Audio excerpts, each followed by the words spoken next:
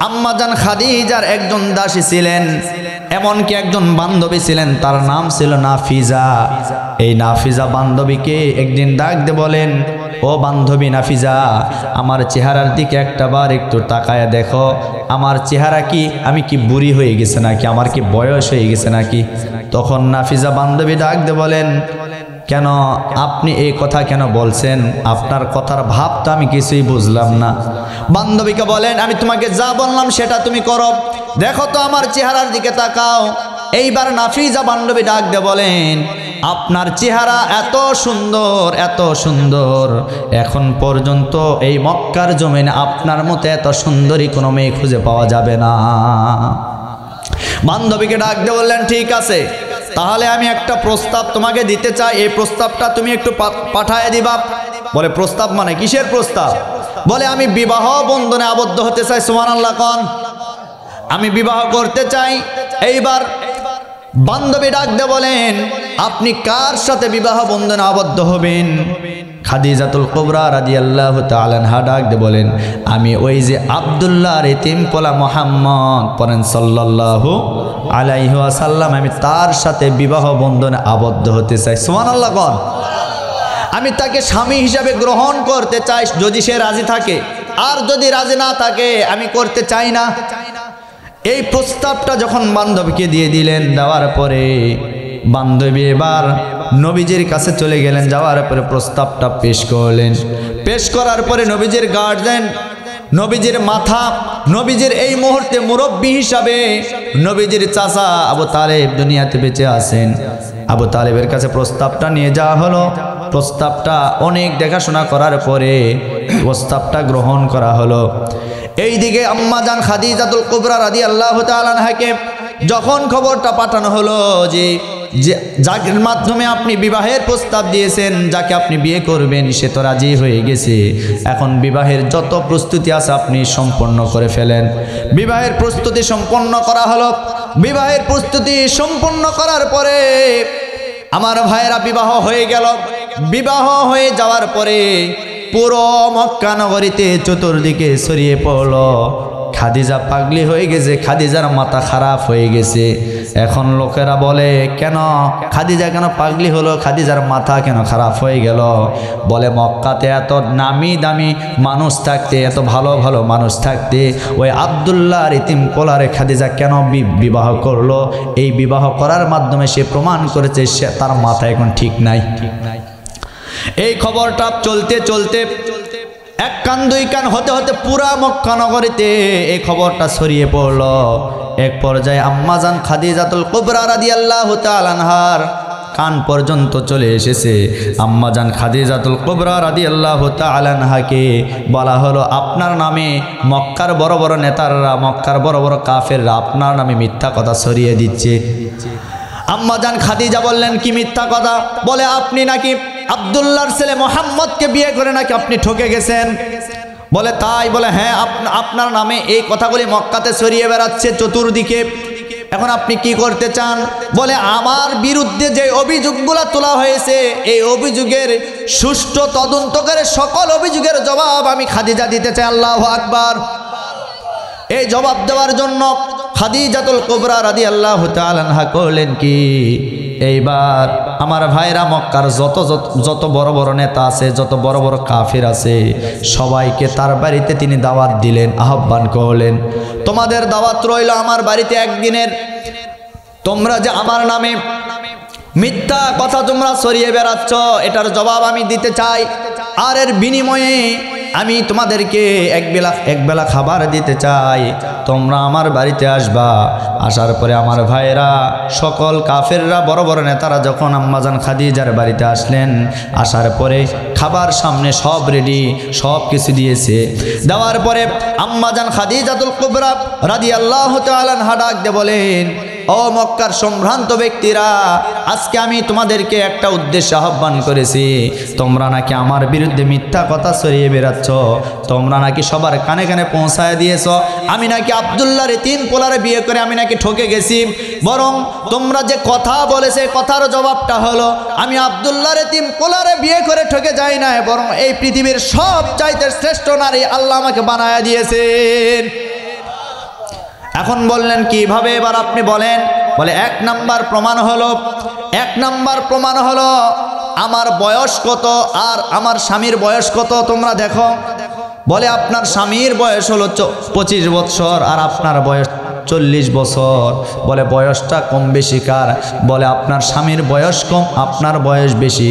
তাহলে এখন বয়সের দিকে তোমরা বলো তো আমি ঠকছি না আমি জিতে গেছি? সুবহানাল্লাহ। বলে না, আপনি তো জিতে গেছেন, কারণ এত দীর্ঘ বয়সের মেয়েকে 25 বছরের যুবক কেউ বিয়ে করতে চায় না, কিন্তু সে যখন বিয়ে করেছে তার মানে আপনিই জিতে গেছেন। আল্লাহু আকবার। এইবার বললেন তোমরা দেখো তো এই মজলিসের ভিতরে আমার স্বামীও আছে আমিও আছি, তোমরা আমার স্বামীর চেহারার দিকে একটাবার তাকায় দেখবা আর আমার চেহারার দিকে একটাবার তাকায় দেখবা কার চেহারা সবচাইতে বেশি সুন্দর। আমার ভাইরা সবাই কাফের বেঈমানেরা যারা ছিল নেতারা সবাই দুইজনার চেহারার দিকে যখন তাকায় দেখলেন, দেখার পরে এক বাক্যে জবাব দিয়ে বললেন আপনার চাইতে আপনার স্বামীর চেহারাটা হাজার হাজার গুণে অনেক সুন্দর। আমার নবীজির চেহারা এত সুন্দর, তারা অবাক হয়ে এই কথাটা বললেন। তখন আম্মাজান খাদিজাতুল কুবরা রাদিয়াল্লাহু তাআলা আনহা বললেন তাহলে তোমরা বলো তো চেহারার দিকে আমি ঠকছি না আমি জিতে গেছি? বলে চেহারার দিকেও তো আপনি জিতে গেছেন। বলে মারহাবা, চেহারার দিকেও আপনি জিতে গেছেন। খাদিজাতুল কুবরা রাদিয়াল্লাহু তাআলা আনহা তিনিও প্রমাণ করলেন যে বরং আমি তিনাকে বিয়ে করে আমি ঠকি নাই, আমি বরং তার চাইতে হাজার হাজার গুণে জিতে গেছি। সবাই অবাক হয়ে এই কথাগুলো যখন শুনতেছিল একটার পর একটা, কোনো ব্যাখ্যা দিতে পারে না, কোনো জবাব দিতে পারে না। অবশেষে বললেন খাদিজা সব ঠিক আছে, সব কিছু ঠিক আছে, কিন্তু আপনার স্বামী আর আপনার রাত আর দিনের পার্থক্য। কেন? আপনার স্বামীর কোনো টাকা নাই, পয়সা নাই, সম্পদ নাই, ঘর নাই, বাড়ি নাই, আর আপনার হাজার হাজার কোটি টাকা ব্যাংক ব্যালেন্স, ব্যবসা বাণিজ্য সব কিছুর মালিক আপনি। এই দিক দিয়ে তো আপনার স্বামীর চাইতে আপনি হাজার হাজার গুণে অনেক বড়। তখন বললেন আমার স্বামীর যে টাকা নাই, সম্পদ নাই, এটা নিয়ে তোমাদের সমস্যা? বলে হ্যাঁ এটাই সমস্যা। এটাই যদি সমস্যা হয়ে থাকে আজকে তোমরা সাক্ষী থাকো, এই মজলিসে আমি ঘোষণা করলাম আমার স্থাবর অস্থাবর যত সম্পদ আছে, যত টাকা আছে, যত পয়সা আছে, সমস্ত টাকা পয়সা অর্থ সম্পদ এই মুহূর্তে আমি আমার স্বামী মুহাম্মদের নামে দলিল করে দিলাম। আল্লাহু আকবার। আমার ভাইরা, আম্মাজান খাদিজা তার সকল সম্পত্তি তার স্বামীর নামে দলিল করে দিলেন, লিখে দিলেন। কাফের বেঈমানরা মাথা নিচু করে বাড়ি থেকে বের হয়ে চলে গেলেন। জবাব কোনো কিছু কোনোতে জবাব পেল, জবাব দিতেও পারে নাই তারা। যে জন্য নবীজি বিয়ে করলেন, পারিবারিক সংসার সেখান থেকে শুরু হলো। তিনি যতদিন আম্মাজান খাদিজাতুল কুবরা রাদিয়াল্লাহু তাআলা আনহার সাথে সংসার করেছেন, কোনো দিনও স্বামী স্ত্রীর মাঝে কোনো বিষয় নিয়ে মন মালিন্য করেন না। সুবহানাল্লাহ। আল্লাহ রাব্বুল আলামিন সুন্দর করে আয়াতে কারিমার ভিতরে জানাই দিয়েছেন আল্লাযী খালাকাল মাউতা ওয়াল হায়াতা লিয়াবলুয়াকুম আইয়ুকুম আহসানু আমালা। আল্লাহ বললেন বান্দারে আমি আল্লাহ তোমাদের জন্য দুইটা জিনিস সৃষ্টি করে দিয়েছি, এক নম্বরে মৃত্যু, দুই নম্বরে হায়াত। এই জায়গায় আল্লাহ দুটা জিনিস আমাদের জন্য সৃষ্টি করেছেন, এক নম্বরে মৃত্যু, দুই নম্বরে হায়াত। এখন প্রশ্ন হতে পারে হুজুর আগে তো মানুষের মৃত্যু হয় না, আগে মানুষের হায়াতটা আসে এরপরে মৃত্যু হয়, তাহলে এই জায়গায় আল্লাহ মৃত্যুর কথা কেন বললেন, হায়াতের কথা কেন বললেন না? তাফসীরের ভিতরে এসেছে আল্লাহ কেন মৃত্যুর কথা বললেন। একজন মানুষ যখন দুনিয়াতে চলে আসবে, আসার পরে মানুষটা যখন পাপাচারে লিপ্ত হয়ে যাবে, এমন কি বড় বড় পাপ করবে, পাপ করার সময় যখন সে পাপের দিকে যখন অগ্রসর হয়ে যাবে, এমন মুহূর্তে যদি ওই মানুষটা মৃত্যুকে একবার স্মরণ করতে পারে, ওই মানুষের দ্বারা আর কোনোদিন কোনো খারাপ কাজ হওয়া সম্ভব হবে না। একটা মানুষ পাপ করতে গেছে, যাওয়ার পরে যদি মরণের কথা স্মরণ হয়ে যায়, সেই মানুষটা কোনোদিন কোনো পাপ কাজ করতে পারবে না। এই জন্য রব্বুল আলামিন এই আয়াতে কারিমার ভিতরে সর্বপ্রথম মৃত্যুর কথা বললেন। এজন্য আল্লাহ কেন মৃত্যু সৃষ্টি করলেন, কেন হায়াত সৃষ্টি করলেন? আল্লাহ রব্বুল আলামিন বলেন লিয়াবলুয়াকুম আইয়ুকুম আহসানু আমালা। আমি আল্লাহ এর জন্য তোমাদের জন্য হায়াত আর মৃত্যু সৃষ্টি করলাম। কেন করলাম? আমি আল্লাহ দেখতে চাই আমি আল্লাহর কাছে কোন কোন বান্দা ভালো ভালো আমল নিয়ে আসতে পারে। বলি সুবহানাল্লাহ। আল্লাহ আমাদের জন্য হায়াত আর মৃত্যু কেন সৃষ্টি করলেন? আল্লাহ দেখতে চায় আমি আল্লাহর কাছে কোন কোন বান্দা বান্দি ভালো ভালো আমল নিয়ে আসতে পারে। এই পৃথিবীতে যারা রাজনীতি করে, রাজনৈতিক দলের নেতা আর কর্মীরা যে যে দলে আছে, তারা মনে করে এইটাই আমাদের কাছে ভালো কাজ, এইটাই আমাদের কাছে ভালো কাজ। রাজনৈতিক দলের কথা বাদ দিয়ে দিলাম, আজকে যারা আলিম ওলামা আছে, ইসলামী যত দল আছে বাংলাদেশে, সমস্ত দলের নেতা আর কর্মীরা বলে আমরা যে কাজ করছি এটাই মনে হয় ভালো কাজ। কিন্তু আপনি এমনি এমনি বললে হবে না, ভালো কাজের সার্টিফিকেট আল্লাহকে দেওয়া লাগবে। আল্লাহ যেইটা বলবে এইটাই ভালো কাজ, আপনাকে সেইটাই মেনে নিতে হবে, এইটাই ভালো কাজ। কথা বলেন ঠিক কিনা? এখন যারা চরমনাই দলে আছে তারা মনে করে সকাল সন্ধ্যা মসজিদে জিকির করা এইটাই আমাদের কাছে ভালো কাজ। এরপরে যারা পীর সাহেবের মুরিদ আছে তারা মনে করে আমরা বাবার কাছে যাব, বাবার কাছে গিয়ে মাঝে মধ্যে শুধু ওয়াজ শুনবো আর নামাজ পড়বো না, আমাদের কাছে এইটাই ভালো কাজ। এইরকম মুরিদ বাংলাদেশে আছে না নাই? বাংলাদেশ অনেক দূরের কথা, আমাদের এলাকায় সবচাইতে বেশি। এমনও বাবার মুরিদ আছে যাদের কাছে নামাজ লাগে না, কিচ্ছু লাগে না। ও নিয়ত করে আছে বাবার কাছে, আমি বাবার হাতে বায়াত নিয়েছি, বাবাই আমাকে পার করবে। আরে ভাই, কিয়ামতের ময়দানের ঘটনা আপনি যদি জানতে পারেন আর যদি শুনতে পারেন, আপনার বাবা কোথায় থাকবে? বাবার চিন্তায় তো বাবা পেরেশান হয়ে যাবে। কেন? কিয়ামতের ময়দানে কোনো মানুষকে সুপারিশ করতে পারবে না। কিয়ামতের ময়দান এমন একটা ময়দান তৈরি হয়ে যাবে, সবাই নিজের চিন্তায় পেরেশান হয়ে যাবে। সবাই বলবে ইয়া নাফসি ইয়া নাফসি ইয়া নাফসি। আমিও বলবো ইয়া নাফসি, আপনিও বলবেন ইয়া নাফসি। শুধু তাই নয়, 1,24,000 মতান্তরে 2,24,000 নবী এবং পয়গাম্বর আল্লাহ দুনিয়াতে পাঠায়া দিয়েছেন। এই নবী এবং পয়গাম্বররা সবাই শুধু বলবে ইয়া নাফসি ইয়া নাফসি। একমাত্র কেবলমাত্র শুধুমাত্র একজন ব্যক্তি বলবে ইয়া হাবলি উম্মতি ইয়া হাবলি উম্মতি। বলি আল্লাহু আকবার।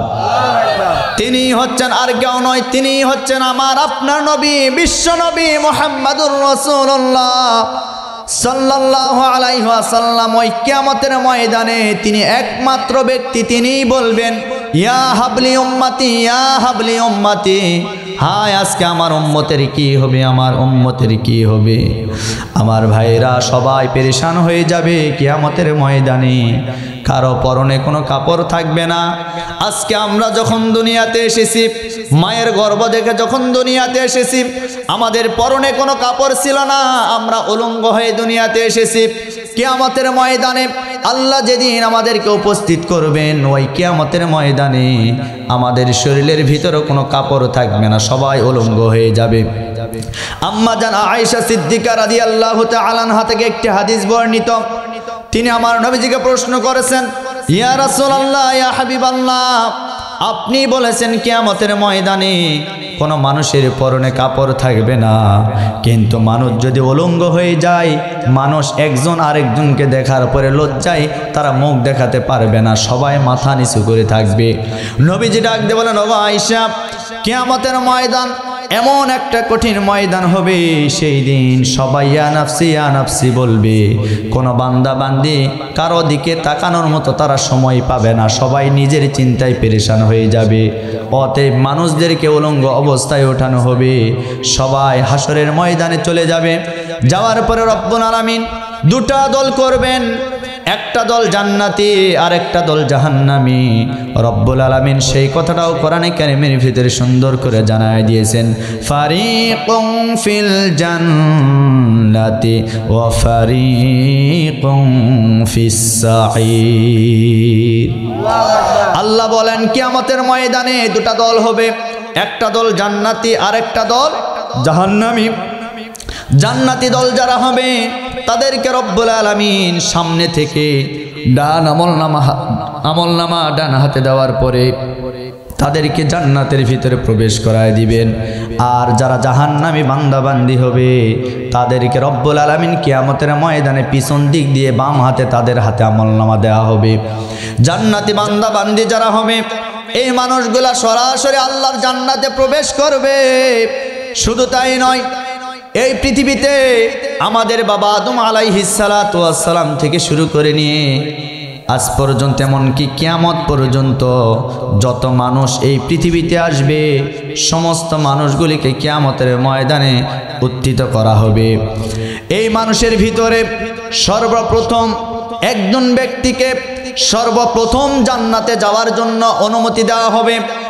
তিনি আর কেউ নয়, তিনি হচ্ছেন আমার আপনার নবী, বিশ্ব নবী মুহাম্মদুর রাসূলুল্লাহ সাল্লাল্লাহু আলাইহি ওয়াসাল্লাম সর্বপ্রথম জান্নাতের ভিতরে প্রবেশ করবেন।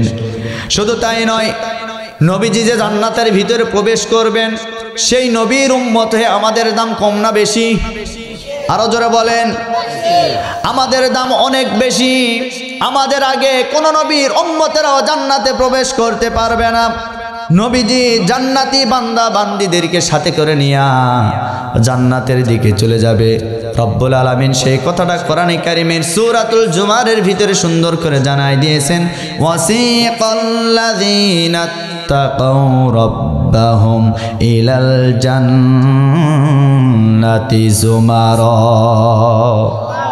আল্লাহ বলেন যারা আল্লাহকে ভয় করবে এই মানুষগুলাকে একদল ফেরেশতা আহলান সাহলান মারহাবান বলে সুস্বাগতম বলে তাদেরকে জান্নাতে নিয়ে যাবে। আমার ভাইরা, আমার আপনার নবী বিশ্ব নবী মুহাম্মদুর রাসূলুল্লাহ সাল্লাল্লাহু আলাইহি ওয়াসাল্লামকে সর্বপ্রথম জান্নাতের গেটে তার জন্য উন্মুক্ত করে দেওয়া হবে। নবীজি জান্নাতের গেটে চলে যাবেন। জান্নাতটাকে এত সুন্দর করে সাজানো হবে, কোন এলাকায়, কোন থানায়, কোন জেলায় যদি কোনো দেশের কোনো এমপি মন্ত্রী অথবা প্রধানমন্ত্রী আসে, ওই এলাকায় দেখবেন এমপি মন্ত্রী প্রধানমন্ত্রীকে গ্রহণ করার জন্য বিভিন্ন রাস্তার মোড়ে মোড়ে ব্যানার ফেস্টুন তৈরি করে দেওয়া হয়, টাঙ্গানো হয় স্বাগতম জানানোর জন্য। শুধু তাই নয়, এলাকা পরিষ্কার করা হয়। এমনকি ওই মন্ত্রী এমপি প্রধানমন্ত্রী যে জায়গায় থাকবে, যে বাংলোতে থাকবে, সেই বাংলোটা এমনভাবে পরিষ্কার করা হয়, ভিআইপি একটা জায়গা তৈরি করা হয়, ফুল দিয়ে সাজানো হয়, গেটে ফুল দিয়ে সাজানো হয়। এই রকম করে আমার ভাইরা রব্বুল আলামিন জান্নাতটা সাজানো গোছানো অবস্থায় রেখে দিবে।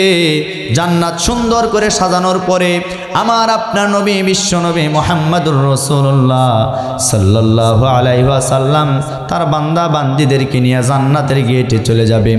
যাওয়ার পরে ফেরেশতারা জিজ্ঞাসা করবে, মান আনতা, হোয়ারো আপনি কে? তখন নবীজি বলবেন, আনা মুহাম্মদ, পড়েন সাল্লাল্লাহু আলাইহি ওয়াসাল্লাম, আমি হচ্ছি মুহাম্মদ, আমি হচ্ছে শেষ জামানার নবী। তখন নবীজিকে ওই ফেরেশতারা বলবেন, আহলান সাহালান মারহাবান ইয়া রাসূলুল্লাহ, আপনাকে সুস্বাগতম, আপনাকে সুস্বাগতম। আপনার জন্যই তো আমরা বছরের পর বছর, মাসের পর মাস এই জান্নাতের গেটে আমরা দাঁড়িয়ে আছি আপনাকে রিসিপশন করার জন্য। এইবার ফেরেশতারা অনুমতি দিবেন, আসুন আপনি জান্নাতে প্রবেশ করুন। আপনি সর্বপ্রথম জান্নাতটা উদ্বোধন করবেন, আপনি ব্যতীত অন্য কেউ জান্নাতটা উদ্বোধন করতে পারবে না।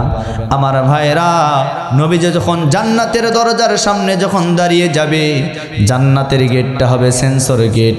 তার মানে সেন্সর গেটটা এমন গেট, ওই গেটটাকে হাত দ্বারা স্পর্শ করা লাগে না। আজকে আমরা দুনিয়াতে সুন্দর সুন্দর দালান কোঠা তৈরি করছি, বিভিন্ন শহরে দেখবেন সুন্দর সুন্দর আমরা বাড়ি তৈরি করছি, ওই বাড়িতে সেন্সর টেপ লাগানো হয়েছে। এই টেপটা হাত দ্বারা স্পর্শ করে চালু করতে হবে না, বরং এই টেপের নিচে আপনি হাত দিবেন, পানি পড়বে, হাত সরায় নেবেন, পানিটা বন্ধ হয়ে যাবে। জান্নাতের গেটটা ওইভাবে তৈরি করা হয়েছে। নবীজি জান্নাতের গেটের সামনে শুধুমাত্র দাঁড়াবেন, দাঁড়ানোর সাথে সাথে জান্নাতের গেটটা ওপেন হয়ে যাবে। সেই জান্নাতে কি আমরা যেতে চাই? কথা বলেন না কেন? সবাই বলেন। জান্নাতে যেতে গেলে জান্নাতের কাজ করতে হবে। কাজ কি এবার পরে আসতেছি, আয়াতের ব্যাখ্যার দিকে আমি যাচ্ছি। জান্নাতের কাজ করতে হবে। আমরা কি সবাই জান্নাতি হতে চাই?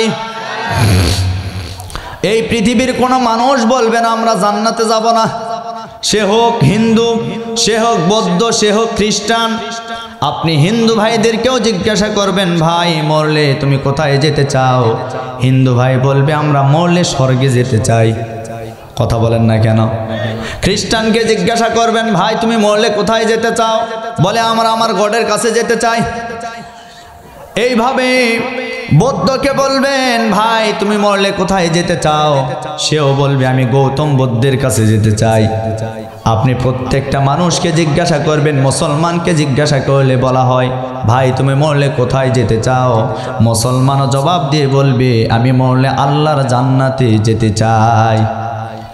কিন্তু জান্নাতে যেতে গেলে আমল করতে হবে। জান্নাত তো মামুর বাড়ির আবদার না, চাইলেই আপনি চলে গেলেন। জান্নাত তেমনি সহজ কোনো বিষয় নয়।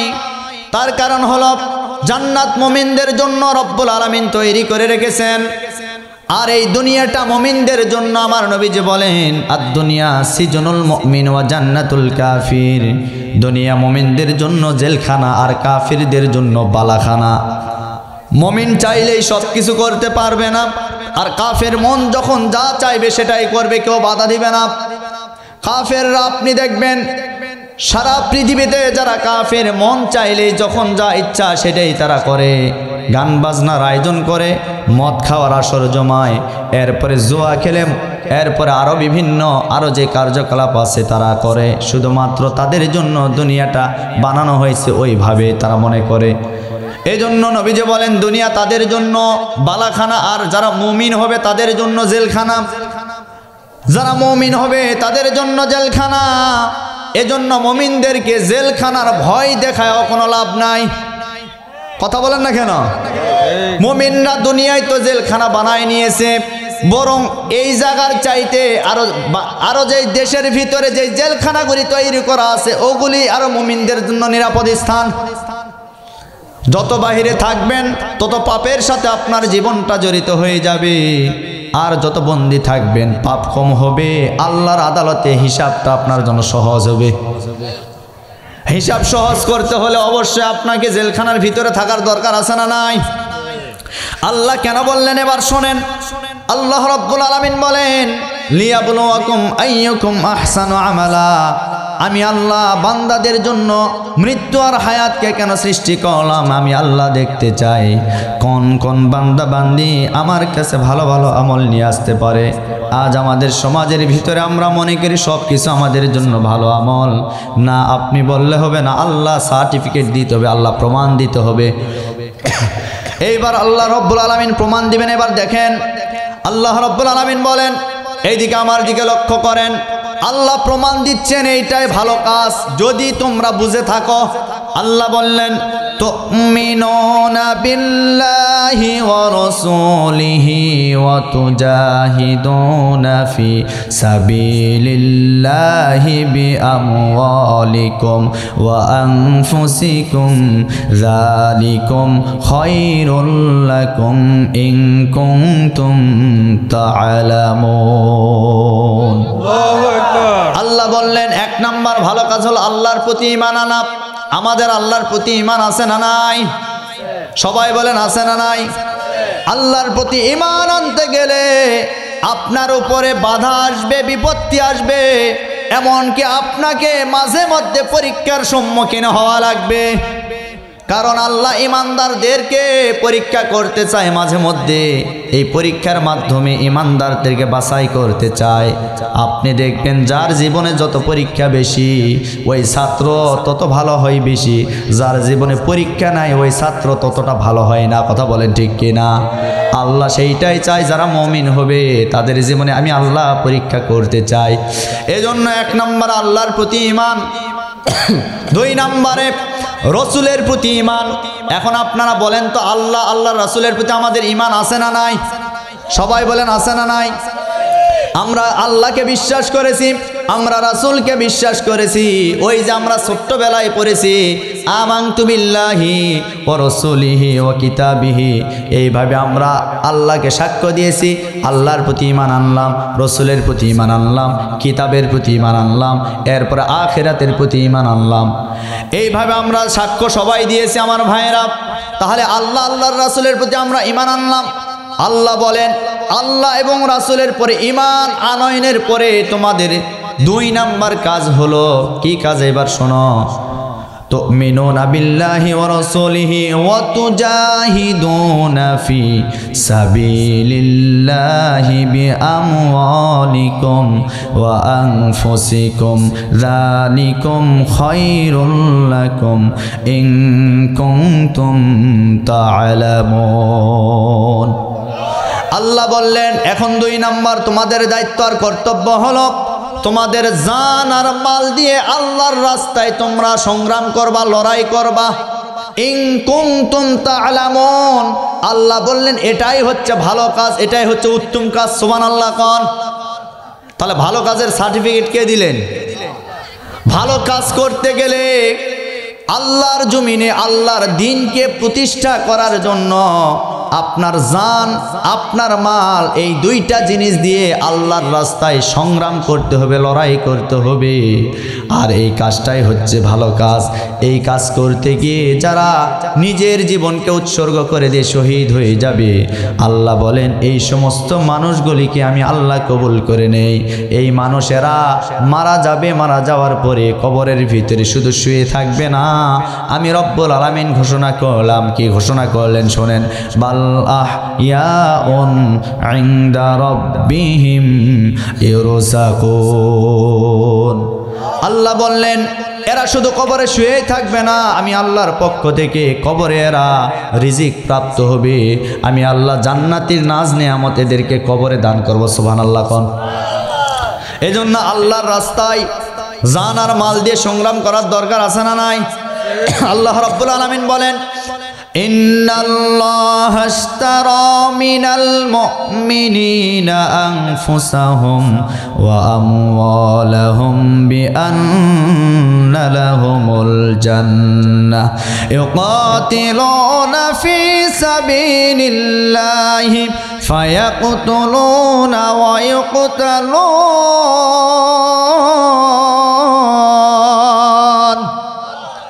আল্লাহ রাব্বুল আলামিন বললেন মুমিন যারা হবে তাদের কাছ থেকে আমি আল্লাহ 2টি জিনিস ক্রয় করে নিয়েছি, একটা জান আর আল মাল। এই 2টা জিনিস আল্লাহ আমাদের কাছ থেকে ক্রয় করে নিয়েছেন।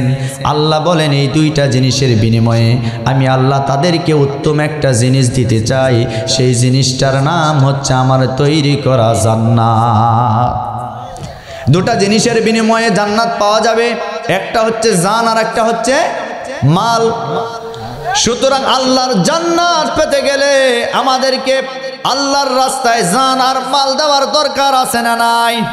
এখন আমি আপনাদেরকে বলতে চাই আল্লাহর রাস্তায় জান আর মাল দিয়ে আমরা কারা কারা দেওয়ার জন্য প্রস্তুত আছি? 2টি হাত তুলে আল্লাহকে দেখায়া দেই।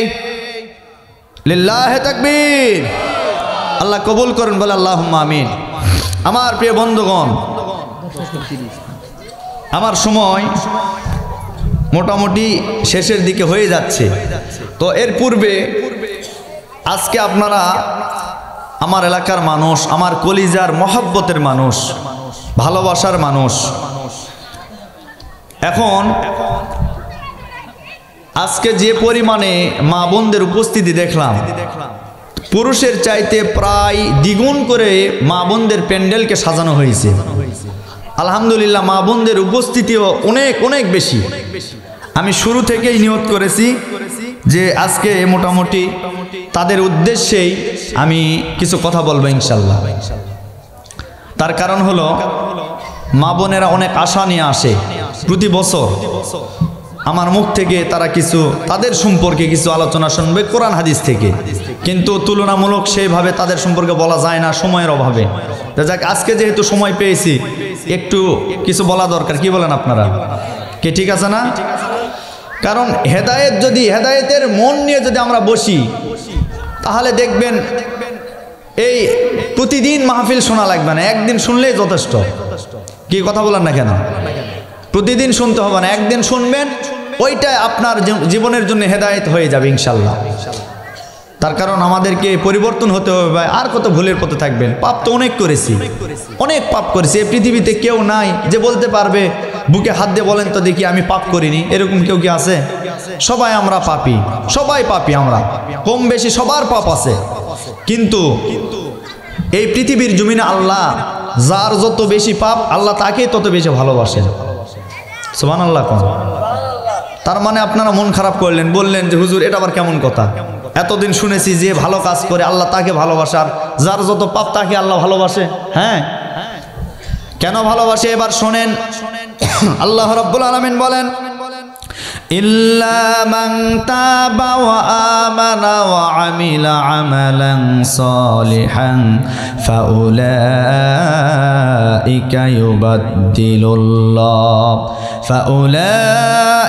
ইউবাদদিলুল্লাহু সাইয়্যাতিহিম হাসানাত ওয়া কানাল্লাহু গফুরুর রহিমা। আল্লাহ বলেন, যারা আমার প্রতি ঈমান আনে আর যারা পাপ করার পরে তওবা করার নিয়ত করে ফেলে, এতদিন যা পাপ করেছে আর আজকে যে তওবা করার নিয়ত করেছে, এর ওসিলা করে আমি আল্লাহ তার জীবনের সমস্ত পাপগুলি ক্ষমা করে দিব।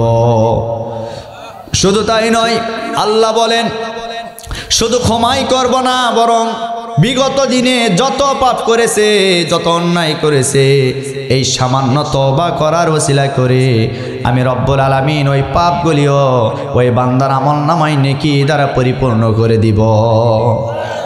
এজন্য যার যত বেশি পাপ তার তত বেশি লাভ। কথা বলেন ঠিক কিনা?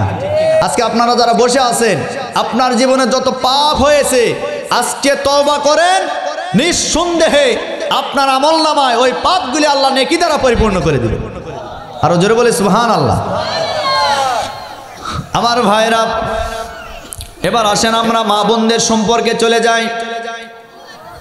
মহিলারা অনেক সময় বলে আমরা মেয়ে হয়ে জন্ম নিয়েছি, আমাদের সম্মান মনে হয় কমে গেছে। আমি বলি মা বোনেরা, আপনাদের সম্মান আল্লাহ আসমান এবং জমিনের চাইতে অনেক অনেক গুণ বাড়ায় দিয়েছেন। নবীজি হাদিস শরীফের ভিতরে বলেন, মায়ের কথা 3 বার বলেছেন, মায়ের খেদমত করার কথা 3 বার বলেছেন, আর বাবার কথা 1টা বার বলেছেন। এই হাদিস দ্বারা প্রমাণ হয় আমার নবীজি মাদের সম্মান অনেক অনেক গুণে বাড়ায় দিয়েছেন। মেয়েদের কোনো সম্মান ছিল না, মেয়েদের কোনো ইজ্জত ছিল না, মেয়েদের সম্ভ্রমের কোনো মর্যাদা ছিল না। শুধুমাত্র আমার আপনার নবী বিশ্ব নবী মুহাম্মাদুর রাসূলুল্লাহ সাল্লাল্লাহু আলাইহি ওয়াসাল্লাম তাদের সম্মানকে বৃদ্ধি করে দিয়েছেন। বলে সুবহানাল্লাহ। বলবেন কিভাবে? এবার শুনেন।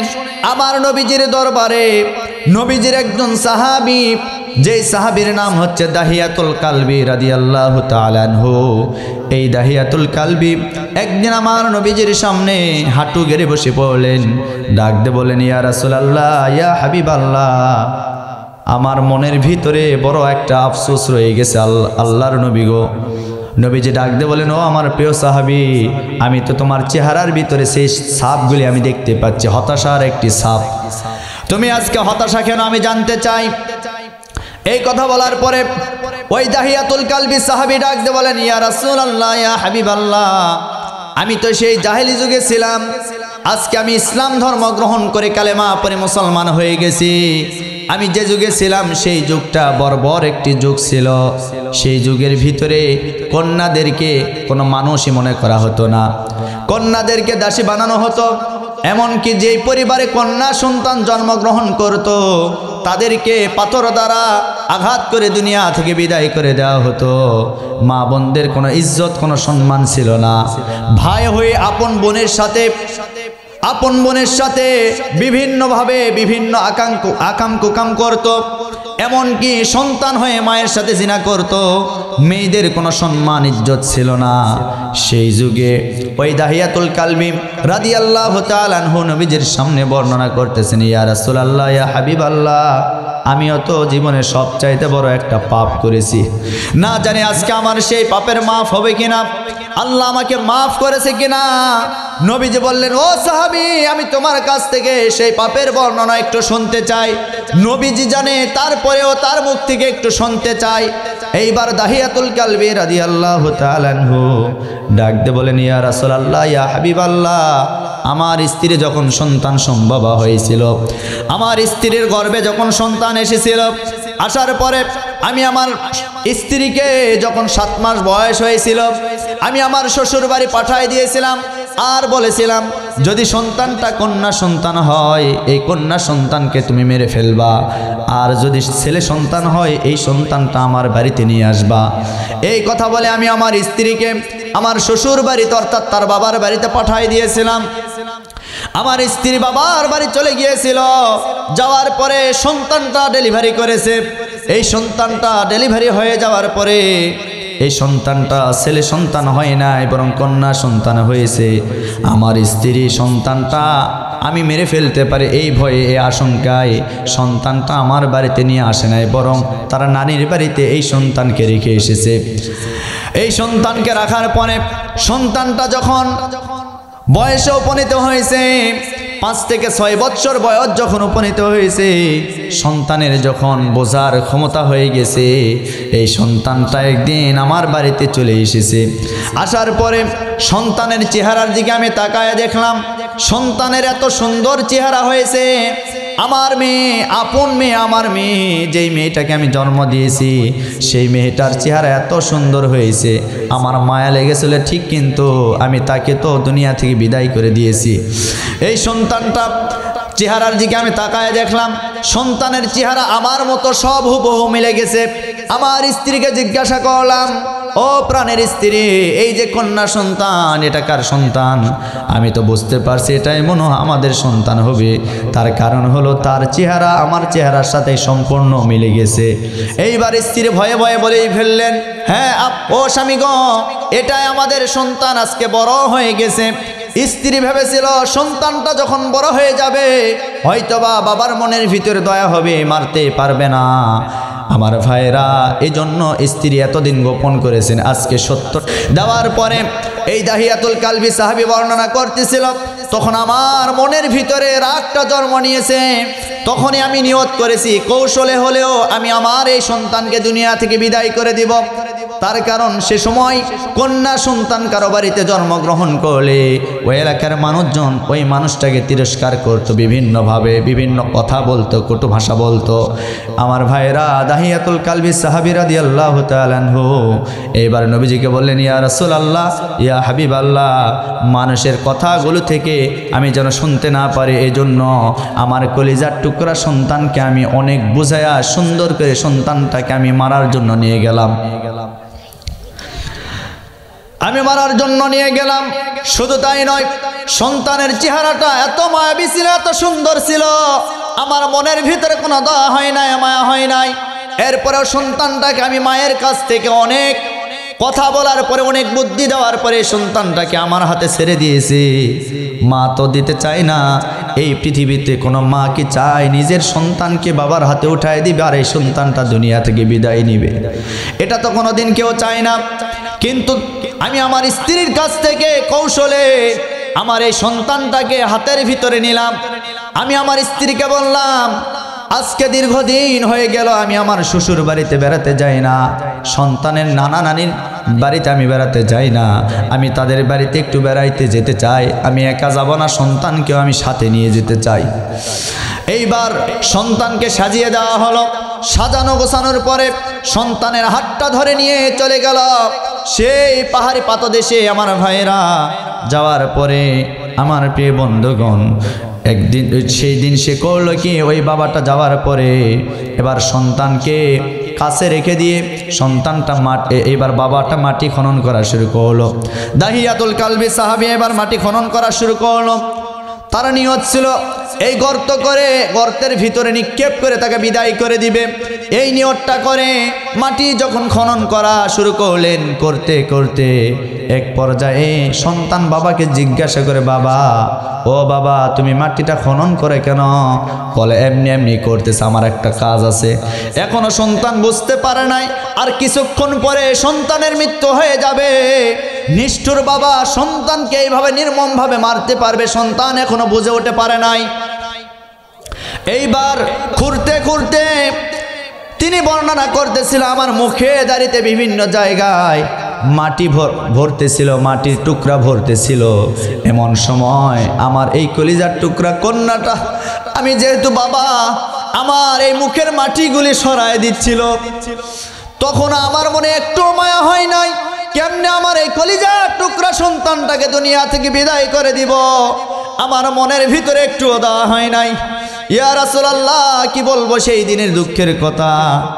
আমার সন্তানের এই দৃশ্যটা দেখে আমার বারবার মনে পড়ে যায়, হায় হায় আমি কেমনে বাবা হয়ে আমার কলিজার টুকরা সন্তানকে এইভাবে মেরে ফেললাম। বলতেছিল আর চোখের পানি ফেলতেছিল। এমন সময় নবীজিও কেঁদে ফেলেছে, আর অবর্ণনা করতেছিল। তিনি বললেন, আমার মাটি খনন করা যখন শেষ হয়ে গেল, এক পর্যায়ে আমি আমার সন্তানের আর কোনো কথা শুনলাম না।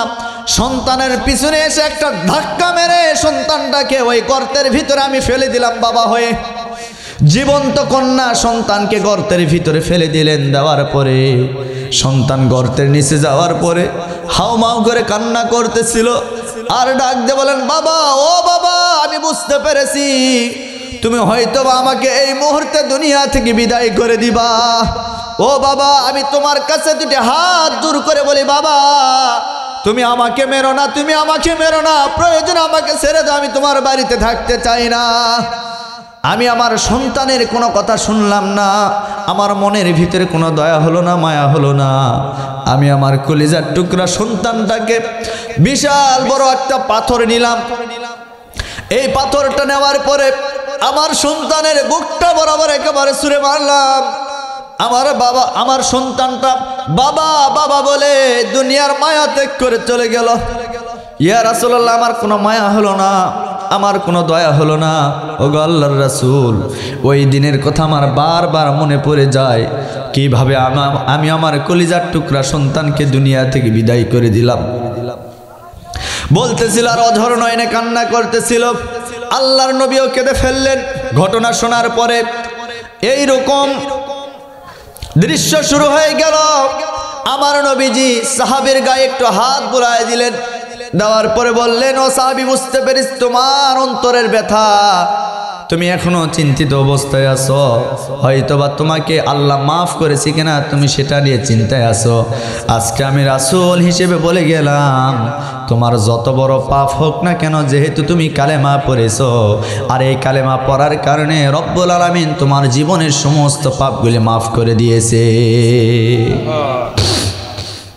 আমার ভাইয়েরা, সেই কন্যাদের কোনো সম্মান ছিল না, মাদের কোনো সম্মান ছিল না। আমার রাসূল তাদের সম্মান বৃদ্ধি করে দিয়েছেন। সুতরাং আজকেও মহিলাদের অনেক সম্মান আল্লাহ দুনিয়াতে দান করেছেন। এই সম্মানটা ধরে রাখতে হবে। কোনো মহিলা যদি নিজের সম্মানটাকে নষ্ট করে ফেলে, তাহলে ওই মহিলা জীবনে কোনোদিন শান্তি পাবে না। সম্মানটা কি এবার শোনেন। সম্মানটা হলো, মহিলাদের কাজ হলো ইসলামের নিয়ম অনুযায়ী চলাফেরা করা, সংসার পরিচালনা করা, 5 ওয়াক্ত নামাজ পড়া, স্বামীর সাথে ভালো ব্যবহার করা, পর্দার সহিত চলাফেরা করা। এগুলি যদি করতে পারে, আল্লাহ রাব্বুল আলামিন ওই মেয়েটাকে হাজার হাজার গুণে সম্মানিত বানায় দিবেন। সম্মানিত মা বোনেরা, আপনারা যারা এসেছেন খুব খেয়াল করে শুনবেন।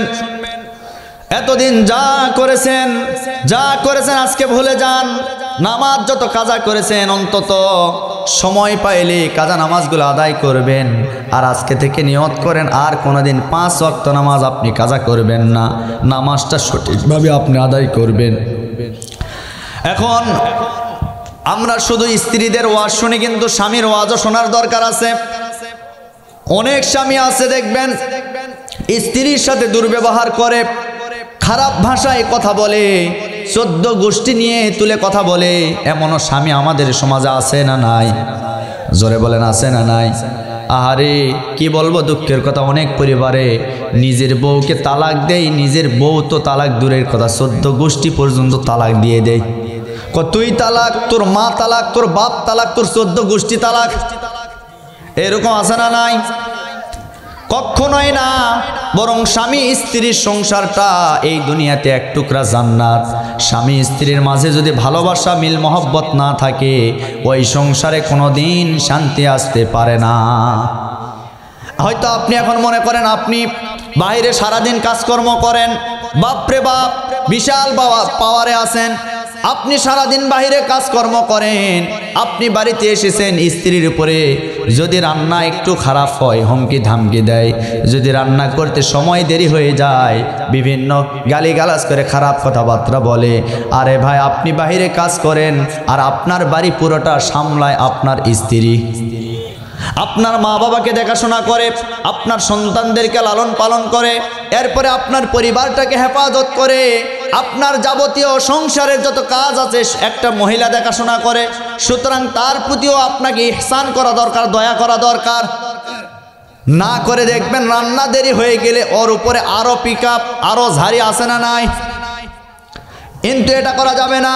আমার নবীজির দিকে আপনি তাকায় দেখেন, জিহাদের ময়দান থেকে ফিরে এসে আমার নবীজি যখন দেখলেন তার স্ত্রীর রান্না করতে দেরি হয়ে গেছে, নবীজির হাতে ছিল তরবারি, তরবারি নিয়ে স্ত্রীর সাথে তরকারি কোটার জন্য সে প্রস্তুতি হয়ে গেছে, তরকারি করতেছে।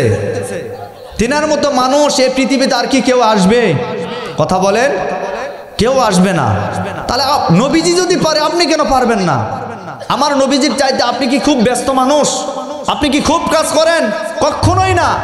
নবীজি 24টা ঘন্টা শুধু পেরেশান, চিন্তিত অবস্থায় উম্মতের জন্য তিনি কাজ করে গেছেন, সদা সর্বদা ইসলামের জন্য কাজ করে গেছেন। একটা সেকেন্ড সময় তিনি অপব্যবহার করেন নাই। যখন যেখানে যেভাবে সময় দেওয়া দরকার সেভাবেই দিয়েছেন। আপনার সময় হয় না, আপনার পরিবারকে, আপনার স্ত্রীকে সময় দিতে পারেন না। সময় না দেওয়ার কারণে আজকে অধিকাংশ পরিবারে পরকীয়া প্রেম শুরু হয়ে গেছে। স্বামী স্ত্রীকে সময় দেয় না, স্ত্রী স্বামীকে দেয় না, মানে দুজন আলাদা হয়ে গেছে, যার কারণে দেখবেন পরকীয়া প্রেম আছে না নাই? সম্মানিত মা বোনেরা আমার, এইটাও করা যাবে না, এইটাও ইসলামে নিষেধ আছে, এইটাও ইসলামে নিষেধ আছে। আপনি দুনিয়াতে হয়তোবা কয়দিন বাঁচবেন আপনি একটা বার লক্ষ্য করে দেখুন। আপনি দুনিয়াতে বেশি দিন থাকবেন না, আপনি একদিন চলে যাবেন। আপনার এই যৌবনকাল একদিন শেষ হয়ে যাবে। আপনি আপনার দিকে না তাকিয়ে আপনার শাশুড়ি অথবা আপনার মায়ের দিকে তাকায় দেখেন, আপনার মাও কিন্তু আপনার মতনই ছিল একদিন, কিন্তু বয়সের কারণে আজকে সে বৃদ্ধ হয়ে গেছে। কথা বলেন না কেন? আপনি আপনার মা অথবা শাশুড়ির দিকে তাকান, আপনার যৌবন আছে, আপনার অল্প বয়সে, এই জন্য আপনি পাপ করতে আপনাকে ভালো লাগে, কিন্তু এই পাপ এমন একটি সময় আসবে আর করতে মন চাইবে না। তাহলে এখন যে পাপগুলি করলেন, এই পাপের হিসাবগুলি আল্লাহর আদালতে আপনি কেমনে দিবেন? আপনি দিতে পারবেন না। তার কারণ জাহান্নামের আগুন বড় কঠিন আগুন।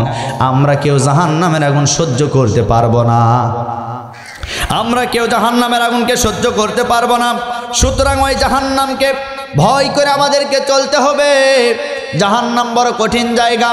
সম্মানিতা মা বোনেরা আমার, মা বোনদের সম্পর্কে আরও একটু কিছু বলতে চাই। সেটি হলো, মা বোনদের জন্য বিশেষ কিছু কাজ আছে যেগুলি ইসলামে নিষিদ্ধ করা হয়েছে। সমাজে এমন কিছু মা বোনেরা আছে যারা ভ্রু প্লাক করে। ভ্রু প্লাক, আল্লাহ যে ভ্রুটা দিয়েছেন, এই ভ্রুটার উপর থেকে নিচ থেকে কয়েকটা চুল উঠায়া ভ্রু প্লাক করে। ইসলামে এটা হারাম ঘোষণা করা হয়েছে, কারণ এই ভ্রুটা দান করেছে কে? এই ভ্রুর মাধ্যমে আপনাকে সুন্দর লাগে, কিন্তু না আপনি আরো সুন্দর হতে চান। এত সুন্দর দিয়ে তো কোনো লাভ নাই। কথা বলেন না কেন? এত সুন্দর হয়ে কোনো লাভ নাই। সুন্দর আপনি হয়েছেন ঠিক আপনার স্বামীর জন্য, আপনার পরিবারের জন্য। বাহিরের পর পুরুষকে এই সৌন্দর্য দেখায় কোনো লাভ নাই, বরং এইটার মাধ্যমেও হতে পারে আপনি জাহান্নামী। মা বোনদের ভিতর আরেকটি অভ্যাস আছে, সেটি হলো গীবত। দুইজন মহিলা এক জায়গায় বসলে দেখবেন শুধু সমালোচনা করে, এর কথা ওকে লাগায়, ওর কথা একে লাগায়। মা বোনেরা কথা ভিতরে চেপে রাখতে পারে না। একটা কথা আপনি বলবেন, এই কথাটা তুমি কাউকে বলবা না, ও যতক্ষণ না বলবে ওর পেটের ভাতই হজম হবে না। কি কথা বলেন না কেন? এটা মা বোনদের অভ্যাস, এই অভ্যাস ত্যাগ করতে হবে। গীবত করবেন না, শিকায়েত করবেন না। এরপরে আর যেই সমস্ত কার্যক্রম আছে আপনারা এগুলির সাথে জড়িত হবেন না। তার কারণ হলো আপনাদের জন্য জান্নাত সহজ, জান্নাতটা পুরুষদের জন্য একটু কঠিন।